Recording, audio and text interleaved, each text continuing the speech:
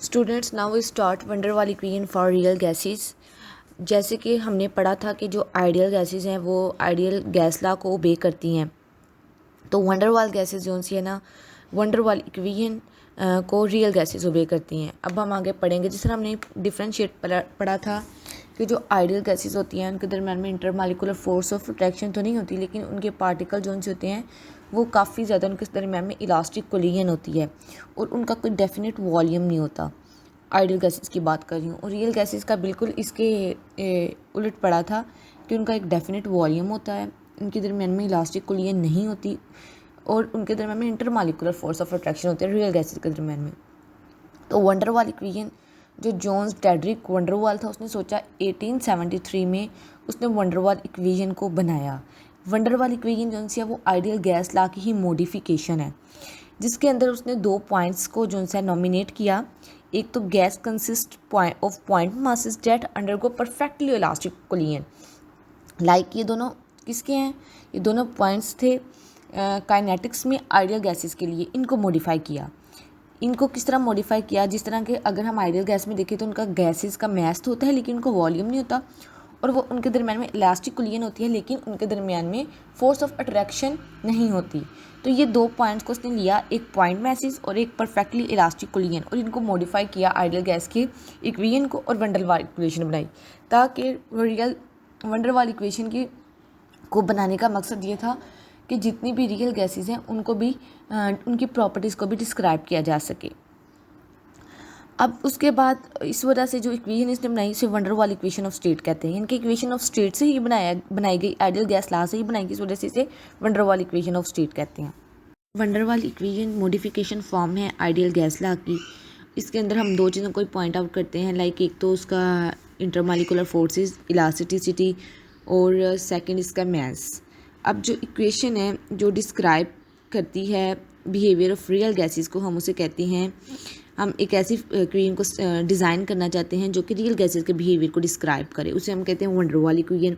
अब real gases क्या होती हैं? हमने जिस तरह पहले भी पढ़ा हुआ है कि रियल गैसेस वो होती हैं जिनमें मॉलिक्यूल के दरम्यान में फोर्स ऑफ अट्रैक्शन होती है लेकिन उनके मॉलिक्यूल के दरम्यान में इलास्टिसिटी नहीं होती है, और जो मॉलिक्यूल्स ऑफ गैसेस हैं वो ऑक्यूपाई करते हैं वॉल्यूम, जो रियल गैसेस लॉ कहते हैं। जबकि आइडियल गैस कहते हैं कि जो मॉलिक्यूल्स ऑफ गैस हैं वो ऑक्यूपाई नहीं करते वॉल्यूम। तो इन दोनों के दरम्यान में डिफरेंशिएट ये है। अब हम पढ़े हैं डेविएशन वंडर वाल इक्वेशन। तो जिस तरह मैंने आपको पहले बताया कि 1873 में जॉन्स डेड्रिक वंडरवाल ने वंडर वाल इक्वेशन को बनाया, मॉडिफाई किया था आइडियल गैस से।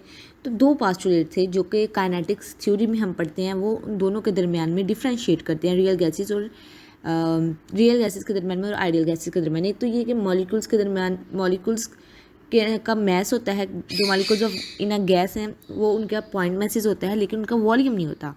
सेकंड ये कि इनके दरम्यान में intermolecular force of attraction of gases नहीं होती। ये आइडियल गैसेस कहते हैं, PV = NRT। तो अगर ये, और इसी वजह से ये इसके बिल्कुल ऑपोजिट जोन्स है वो रियल गैसेस के लिए है कि रियल गैसेस का मैस भी होता है, वॉल्यूम भी होता है, उनके दरम्यान में इंटरमॉलिक्यूलर फोर्स ऑफ अट्रैक्शन भी होती है।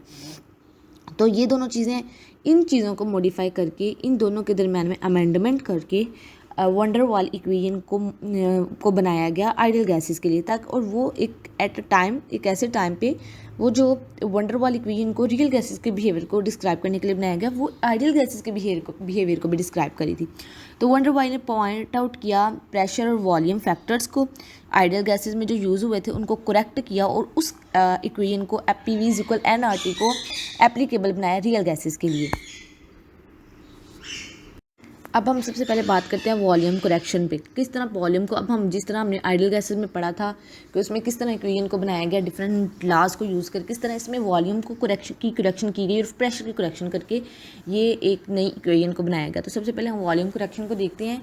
जो वॉल्यूम ऑफ गैस है, हमें पता है कि जितना भी वॉल्यूम ऑफ गैसेज होता है, अगर हम उनको देखें आइडियल गैसेस के लिए देखें तो वो कहते हैं कि जो वॉल्यूम ऑफ गैस है वो ना होने के बराबर है, वो वही है जो कंटेनर, अगर हम कहते हैं कि कंटेनर का ये वॉल्यूम है तो इट मीन्स डेट उसके अंदर गैसेस जो से होंगे उसका भी कोई वही वॉल्यूम होगा। वॉल्यूम जो गैसेस का अपना एक्चुअल वॉल्यूम होता है वो निग्लिजिबल ना होने के बराबर है। अब ये कहते हैं वॉल्यूम आइडियल गैसेज, जिस तरह के आगे यही लाइन आ गई कि volume of an ideal gases is the same as the volume of a container. तो ये कहते हैं आइडियल गैसेस, यानी कि ज़ीरो वॉल्यूम रखती हैं जो गैसेस हैं। अब वंडरवाल ने एज्यूम करता है, वंडरवाल इक्वेशन में वंडरवाल ने एज्यूम किया मॉलिक्यूल्स ऑफ रियल गैसेस जो होते हैं वो रिजिड स्फेरिकल पार्टिकल्स होते हैं और इनका एक डेफिनेट वॉल्यूम होता है। अगर आप नीचे डायग्राम को देखें तो आप आइडियल गैसेस को देखेंगे कि इनके दरमियान में हमें पता है कि इंटरमॉलिक्यूलर फोर्स ऑफ अट्रैक्शन नहीं है। जब फोर्स ऑफ अट्रैक्शन नहीं है इट मीन्स डैट ये मॉलिक्यूल एक दूसरे से बहुत दूर है और इनके दरमियान में इलास्टिसिटी भी है, मतलब कि ये अगर जिस इलास्टिक क्या होता है, किसी चीज़ को खींच कहीं आप दूर भेज सकते हैं, नज़दीक ला सकते हैं। लेकिन आप अगर सेकंड पे रियल गैसेस को देखें तो रियल गैसेस के दरमियान में फोर्स ऑफ अट्रैक्शन होती है, इंटरमॉलिक्यूलर फोर्स ऑफ अट्रैक्शन होती है। इससे मॉलिक्यूल जो है वो एक दूसरे के नज़दीक आ जाते हैं। अट्रैक्शन का मतलब क्या है कि मॉलिक्यूल दूसरे मॉलिक्यूल को अपनी तरफ अट्रैक्ट कर रहा है। अब एक चीज़ है जो रिपेल कर रही है वो एक दूसरे से दूर भागेगी, और एक चीज़ है जो एक दूसरे को जो जिनके में कोई फोर्स ऑफ अट्रैक्शन नहीं, वो अपने लिहाज से जहाँ मर्जी बैठे हुए हैं। बहुत ज़्यादा मॉलिक्यूल्स हैं, लाइक आइडियल गैसेस में आप देखें छोटे छोटे मॉलिक्यूल्स हैं।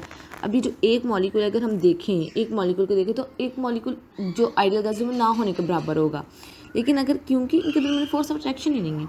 लेकिन अब रियल गैसेस में देखो तो उनके दरमियान में फोर्स ऑफ अट्रैक्शन है।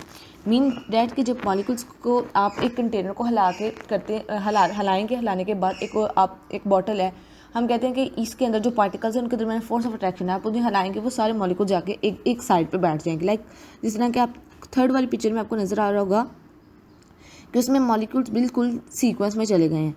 उन्होंने जाके एक वॉल कंटेनर का एक पार्ट जो है ना उसको उन्होंने ऑक्यूपाई कर लिया। It means that it has a definite volume. तो वी आइडियल गैसेस वॉल्यूम इसका V minus B mean excluded volume, total container का volume minus B excluded volume जो उन्होंने ऑक्यूपाई किए place. It means that it's has a definite volume, उनका definite volume है। तो इसकी इन्होंने इक्वेशन बनाई जिस तरह उसमें लिखा PV is equal n RT, तो उसमें V नहीं आएगा, V की जगह पे आएगा V माइनस बी, यानी कि कंटेनर का अपना वॉल्यूम माइनस एक्सक्लूडेड वॉल्यूम जहाँ पे पार्टिकल्स ऑक्यूपाई किया। अब हम देखें हमने कहा कि जिस तरह वॉल्यूम ऑफ रियल गैसेस का हमने कह दिया कि ये V माइनस बी है। इसमें आइडियल गैसेस का वॉल्यूम यानी कि V माइनस होगा वॉल्यूम ऑक्यूपाई बाय, ये वॉल्यूम एक्सक्लूडेड वॉल्यूम जो कि ऑक्यूपाई किया हुआ गैस मॉलिक्यूल है। B है इफेक्टिव ऑक्यूपाई वॉल्यूम यानी कि एक्सक्लूडेड वॉल्यूम, या हम इसे कहते हैं इफेक्टिव वॉल्यूम ऑफ मॉलिक्यूल पर मोल ऑफ अ गैस, यानी कि गैस हम कहते हैं ये 1 मोल है। अब 1 मोल मीन दैट जो 1 मोल गैस ने जितना वॉल्यूम ऑक्यूपाई किया है वो होगा उसका B excluded volume of a container, total container का। तो V माइनस बी आ गया। अब हमने 1 मोल ऑफ गैस की बात की तो it means that N is the number of mole of the gases. तो B is term excluded volume which is constant, और एक्सक्लूडेड वॉल्यूम कांस्टेंट होता है, ये चेंज नहीं होता एंड करेक्ट। और ये किसकी करेक्टरिस्टिक्स, किसी भी गैस की। इट मीन्स दैट अभी आइडियल गैसेस में तो कह दिए इनके दरमियान फोर्स ऑफ अट्रैक्शन नहीं है तो मॉलिक्यूल ऑक्यूपाई नहीं करते गैसेस को, लेकिन दर हकीकत मॉलिक्यूल जितने भी गैसेस के होंगे वो ऑक्यूपाई करते हैं, कोई भी एक डेफिनेट वॉल्यूम उनका होता है। तो वो उसी की बात करें कि कोई भी गैस है उसके लिए जो एक्सक्लूडेड वॉल्यूम होगा, जो उस कंटेनर में जिस जगह को उन्होंने ऑक्यूपाई किया हुआ एक डेफिनेट वॉल्यूम, एक एक्सक्लूडेड वॉल्यूम जो होता है ना वो क्या होगा, कांस्टेंट होगा। एक्सक्लूडेड वॉल्यूम यानी कि वो वॉल्यूम जो कि उन्होंने तमाम गैसेस ने ऑक्यूपाई किया है इज़ 4 टाइम, यानी कि 4 गुना ज़्यादा है the actual volume of molecule. अब देखिए एक मॉलिक्यूल में बहुत ज़्यादा बिखरे हुए हैं, आप एक मॉलिक्यूल का वो साइज चेक करें और जो एक सारे मॉलिक्यूल्स ने एक कंटेनर में जो उनका अपना वो सारा एक डेफिनेट वॉल्यूम ऑक्यूपाई किया हुआ है, कौन सा ज़्यादा होगा, जो डेफिनेट वॉल्यूम ऑक्यूपाई किया होगा वो ज़्यादा होगा एज़ कम्पेयर टू एक individual molecule. It means that कि एक्चुअल वॉल्यूम ऑफ मॉलिक्यूल जो है ना वो कम है और एक्सक्लूडेड वॉल्यूम 4 टाइम ज़्यादा है। तो ये उन्होंने बात किया है कि एक्चुअल वॉल्यूम जो है excluded volume not equal to the actual volume of the gas molecule.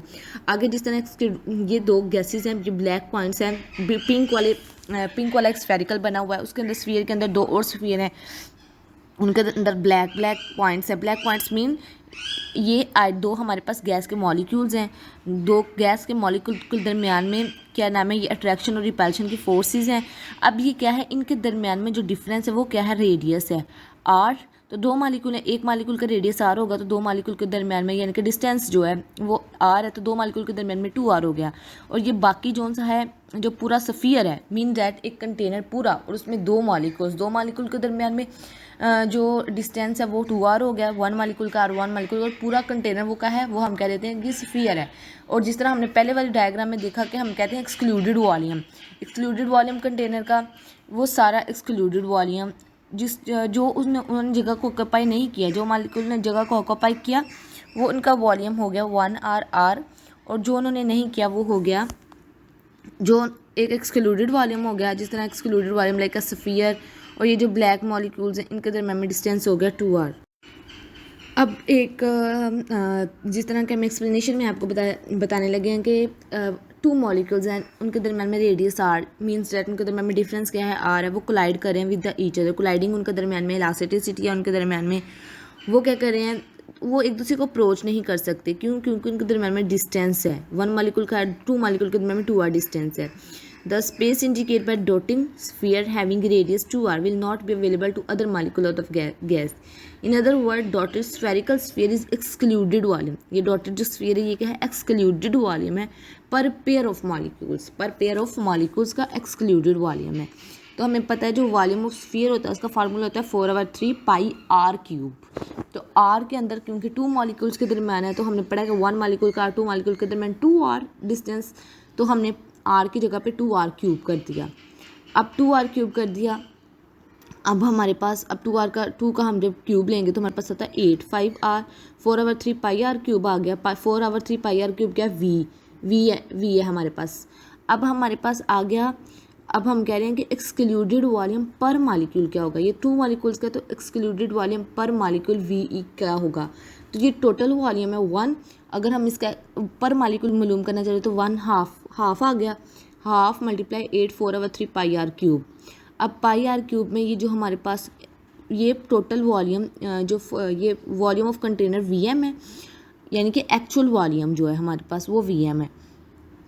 अब हमारे पास सब हाफ आ गया, ये 2 को 4 के साथ हम सब करेंगे, काटेंगे, डिवाइड करेंगे, तो ये हमारे पास बन गया 4Vm, यानी कि actual volume of single molecule जो होगा वो क्या होगा, उसे हम Vm कहते हैं। तो excluded volume of a gas, इससे हमें पता चलता है कि जो excluded volume of a gas molecules हैं वो 4 time actual volume of molecule है, यानी कि एक सिंगल मॉलिक्यूल पर मॉलिक्यूल जो सा होता है, पर मॉलिक्यूल का जो वेट होगा, वॉल्यूम होगा, वो 4 टाइम जो excluded volume of gas molecule 4 time ज़्यादा होगा एक्चुअल वॉल्यूम ऑफ मॉलिक्यूल के। अब आ जाता है, अब हमारे पास एक इक्वेशन जो बन गई थी वॉल्यूम करेक्शन के अंदर, वो बन गई है 4Vm यानी कि 4 टाइम जो है ना actual 4 time volume of gas molecule ज़्यादा है than actual volume of a gas. अब हम पढ़ने लगे हैं, ये हमने बना ली Vm 4Vm आ गया वॉल्यूम करेक्शन में। अब हमने प्रेशर करेक्शन करने लगे। प्रेशर करेक्शन में क्या होगा, प्रेशर करेक्शन में हम कहते हैं कि जो वॉल्यूम ऑफ मॉलिक्यूल होते हैं interior of a gas is attracted by other molecules on a side. जिस तरह ये डायग्राम में है कि एक मॉलिक्यूल है वो, अब बाकी उसके जो इर्द गिर्द मॉलिक्यूल है उनको दरमियान में अगर हम देखें, वंडरवाल कहते हैं ना inter molecular forces of ideal real gases कहते हैं कि उसके दरमियान में फोर्स ऑफ अट्रैक्शन होती है। तो अगर एक मॉलिक्यूल है वो दूसरे मॉलिक्यूल के दरमियान में अट्रैक्टिव फोर्सेज हैं उनके, तो अट्रैक्टिव फोर्सेज आपस में कैंसिल आउट हो जाएंगी, और but a molecule about to strike the wall is attracted by molecule on one side only. अब जब अगर हम कहते हैं कि इनके दरमियान में अट्रैक्टिव फोर्सेज थी वो सारी उनके दरमियान में कैंसिल हो गई। मॉलिक्यूल ने दूसरे मॉलिक्यूल के साथ अट्रैक्टिव फोर्स रखी, अट्रैक्टिव फोर्सेज रिपल्सिव फोर्सेज हैं, अट्रैक्टिव फोर्स है रिपल्सिव, तो वो कैंसिल आउट हो गई। तो मॉलिक्यूल्स क्या करेंगे, वो स्ट्राइक करेंगे, wall of the vessel is attracted by molecule on one side only, और एक साइड से सिर्फ मॉलिक्यूल जो बाकी से कैंसिल आउट होगी सारी, एक साइड से सिर्फ मॉलिक्यूल जो है ना वो क्या करेंगे, अट्रैक्ट करेंगे, और इट एक्सपीरियंस एन इनवर्ड पुल, उसे हम कहते हैं इनवर्ड पुल। ये देखें इस तरह, ये इन्होंने डायग्राम के अंदर आप देखें ऊपर वाली और नीचे वाली जो है वो कैंसिल आउट होगी, और सिर्फ ये मॉलिक्यूल ऑफ गैस जो है ना वो सामने वाले से इनवर्ड पुल से अट्रैक्ट कर रहे हैं।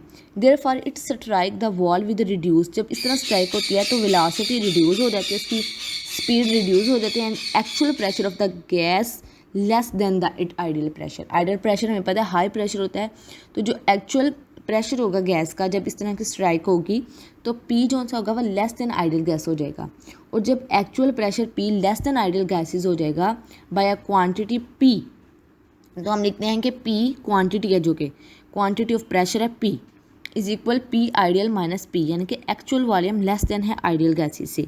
तो हम इसे इस तरह में लिख सकते हैं, P आइडियल इधर आ गया तो ये P उस तरफ जाके प्लस में चला गया तो P प्लस P आ जाता है। अब P is the determined by the force of attraction between molecule striking A the wall of the container and the molecule B pulling the inward, जो उन्हें पुल करें इनवर्ड। उसके बाद नेट फोर्स ऑफ अट्रैक्शन, अब जो नेट फोर्स ऑफ अट्रैक्शन होगी, अब आगे इसी एक्सपेरिमेंट को दोबारा से कंसीडर किया गया है कि आप देखें, अगर फिगर में देखें कि molecule about to strike the wall has a net inward pull, यानी कि ऊपर वाला नीचे वाला कैंसिल हो गया और सिर्फ एक मालिक्यूल सामने से उसे पुल कर रहा है, उसके को अट्रैक्ट कर रहा है और फोर्स एक्सर्ट कर रहा है। Molecule in the interior of gas as balance, उनके दरम्यान में फोर्स ऑफ अट्रैक्शन क्या होती है, इंटीरियर ऑफ गैसेस के दरम्यान में बैलेंस अट्रैक्शन फोर्स होती है, इनके वो चारों तरफ से मालिक्यूल एक दूसरे को क्या कर रहे हैं, मालिक्यूल के दरमियान में इंटीरियर ऑफ गैसेस के अंदर बैलेंस अट्रैक्शन होती है, वो चारों तरफ से एक दूसरे को अट्रैक्ट कर रहे हैं।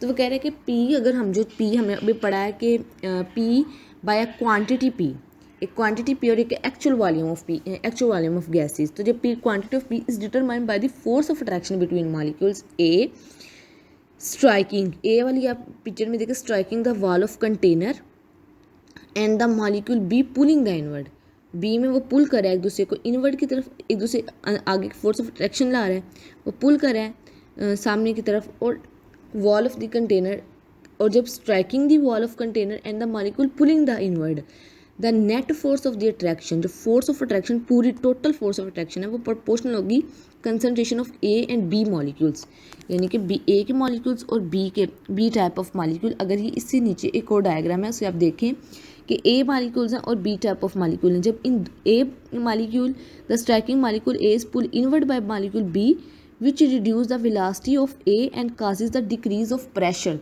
जब मॉलिक्यूल स्ट्राइक करते हैं, ए पुल करते हैं, ए को पुल करते हैं inward by molecule B, B की तरफ जाता है, विच तो इनकी वेलोसिटी कम हो जाती है, जब एक दूसरे को स्ट्राइक करते जाने का इनकी स्पीड कम हो जाएगी, वेलोसिटी ऑफ ए की बी ए की वेलोसिटी को कम कर देगा और जिसकी वजह से उसका प्रेशर डिक्रीज हो जाएगा। हमने पढ़ा कि जब एक्चुअल प्रेशर डिक्रीज हो जाता है देन आइडियल गैसेस से, तो उस टाइम पी बाय क्वांटिटी क्या होता है, तो उस टाइम ये जो है ना इस तरह का बिहेवियर शो करेंगी, रियल गैसेस जो बिहेवियर है वो शो कर रही हैं एज वंडर वाल इक्वेशन को की मॉडिफिकेशन में अपना रोल प्ले कर रही है। अब इसको हम जरा थोड़ा सा और देखें तो आप इससे आपको पता चलेगा कि देखें पी है, जिस तरह मैंने आपको बताया कि ये नेट फोर्सेस ऑफ अट्रैक्शन है between A and B molecules, तो ये डायरेक्टली प्रोपोर्शनल है सी ए एंड सी बी, यानी कि ए वाले मॉलिक्यूल्स एंड बी वाले मॉलिक्यूल्स।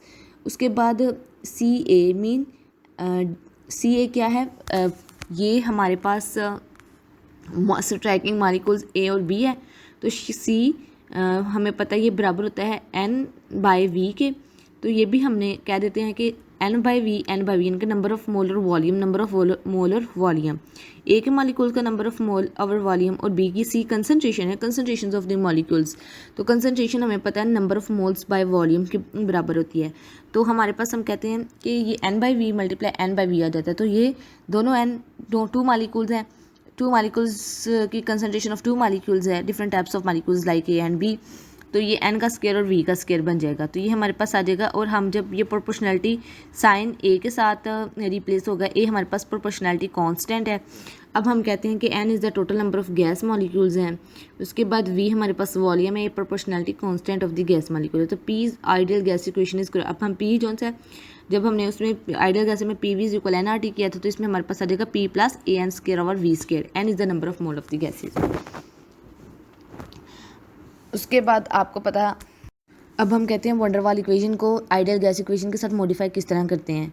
हमें पता है P V is equal n R T, तो पी हमारे पास हमने अभी जो बनाया, हमारे पास हमने मॉडिफाई उसकी फॉर्म बनाई वो थी P plus a n square by V square, और वी जो हमने बनाया वी माइनस एन बी आ गया is equal n R T उसी तरह आ गया, तो इसे हम कहते हैं van der Waal equation for n mole of gases, यानी कि नंबर ऑफ मोल गैसेज आप 1 हो सकते हैं 2 हो सकते हैं, उसके हिसाब से आप उसे चेंज कर सकते हैं। तो हमारे पास ये जो न्यू इक्वेशन बनी वो बनी P plus A over V square, A क्यों नहीं एन क्यों नहीं लिखा, नंबर ऑफ मोल्स अगर 1 लिखेंगे तो आपको पता जिस तरह उसमें रिड्यूस इक्वेशन की थी, तो इसमें भी हम रिड्यूस इक्वेशन करते हैं V minus n b number of mole 1 अगर हम इधर भी इस वैल्यू पुट करें इज इक्वल आर टी बन गया। अब हम कहते हैं कांस्टेंट हमारे पास है ए और बी भी कांस्टेंट और ए भी हमने पता है एक्सक्लूडेड वॉल्यूम बी भी एक कांस्टेंट है, ए भी कांस्टेंट है, वंडर वाल इक्वेशन इन्हें हम वंडर वाल कांस्टेंट कहते हैं। दीज कांस्टेंट्स आर करेक्ट, ये किसी भी गैसेज के लिए कांस्टेंट यूज हो सकते हैं। अब हम डिटरमाइन किस तरह करते हैं ए और बी को, लाइक अगर हमारे पास हम देखें ए हमारे पास है, ए है, ए को हम फाइंड करना चाह रहे हैं तो P V square over n square आ गया। अब इसमें pressure is express in atmosphere, जिस तरह हमें पता है कि हम S T P standard temperature pressure लगाते हैं। पी हमारे पास प्रेशर है, वी हमारे पास वॉल्यूम है, n number of mole square हैं। तो ये हमारे पास बन गया प्रेशर का क्या होता है यूनिट एटमॉस्फेयर ATM, उसके बाद वॉल्यूम का होता है लीटर स्केयर और नंबर ऑफ मोल स्केयर। तो ये बन जाएगा ATM लीटर स्केयर पर मोल स्केयर बन जाएगा। अब हमारे पास अब हम कहते हैं ए एक्सप्रेस हम करते हैं एट ATM लीटर स्केयर पर मोल स्केयर यूनिट। तो अब हम कहते हैं NB is excluded volume from N mole of NB में हमने B मालूम करना है। B हमारे पास B में हमारे पास आ जाता है वॉल्यूम ओवर N आ जाता है। वॉल्यूम ओवर N, वॉल्यूम का क्या होता है लीटर और N क्या होता है हमारे पास मोल। तो ये बन जाएगा लीटर पर मोल यूनिट इसका बन जाएगा। B में हमारे पास क्या होता है एक्सक्लूडेड वॉल्यूम होता है ना of N mole of gases, यानी कि V ओवर N। तो V ओवर N होता है। तो अब ये इसके बाद से हमारा यूनिट बन जाएगा लीटर पर मोल यूनिट। अब हम कहते हैं SI यूनिट AB का क्या है। If pressure and volume are taken in SI units we word. A में हमारे पास प्रेशर होता है, वॉल्यूम होता है, मोल स्केयर होता है। इसमें भी हमारे पास तो हमारे पास हम इसमें बनता है न्यूटन। अगर हम प्रेशर का ATM भी होता है और SI यूनिट में हमें पता ये होता है न्यूटन मीटर स्केयर। तो इसमें हमारे पास आ गया न्यूटन M-2 मीटर क्यूब की 2 मोल स्केयर। तो हम इसको जब करते हैं तो ये बन जाता है हमारे पास NM4 पर मोल स्केयर। B हमारे पास वॉल्यूम पर मोल है, वो मीटर क्यूब पर मोल बन जाता है। अगर हम इस सब का कंक्लूजन निकालें तो वो यही होगा कि जो भी हमारे पास आइडियल गैस इक्वेशन है PV = nRT था, हमने उसको मॉडिफाई करके उससे वंडर वाल इक्वेशन बनाई जो कि ओबे करती है रियल गैसेस को। उसमें हमने V और P को मॉडिफाई किया। P से हमने P की मॉडिफिकेशन से P + AN square over V square बना और V की को मॉडिफाई करके V - N भी बनाया फॉर रियल गैसेस। तो जैसे हमने PV = nRT में उसकी वैल्यू को पुट किया तो हमारे पास P + AN square over V square V - N B = nRT equation बनी, जिसमें A और B जो है वो वंडरवाल गैस को वंडरवाल कॉन्स्टेंट्स हैं और इस इक्वेशन को वंडरवाल इक्वेशन कहते हैं फॉर रियल गैसेस।